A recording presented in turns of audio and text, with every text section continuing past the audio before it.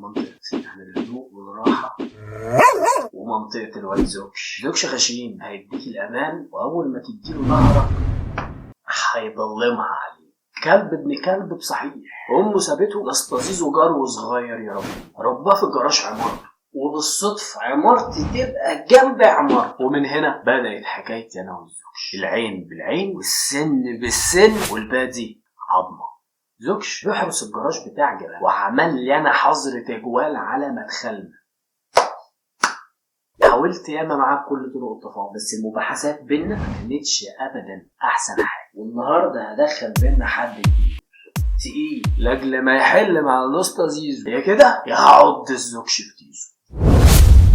طب كل مع وسط المدينه تعصر شعار المدينه تلك اشاره باتمان، تلك اشاره باتمان. عم بروس ويلز، عم خفافيش العالم، بعتب عليك يا صاحبي عيل من عيالك الصغيرين يجيب لنا كورونا، بس تكرم لاجل مفرش الحلاقين ده. صحيح شفت لك بقى عربيتك، بس هتهزم من تمنها شويه عشان واخده ياما طبقه معجون سجن ودوكا بتاعت تسوس، وانت عربيتك ماشي فيها ببارون. حبيبك الجوكر سايب الكوتشينه وبيلعب بالزوج، عامل لنا كارت ارهاب وده ما ياكلش. جبتك انت تحل يا بروس، اما انا هقول انا كبرتك واحترمت السكس باكس اللي في بطنك، يا تحل معاه في خلال 24 ساعة، لو ما حلتش معاه تبطل وتبقى عرض وبراحتك. صدرك هينزل. قال كيلو البانيه ماشي كام دلوقتي؟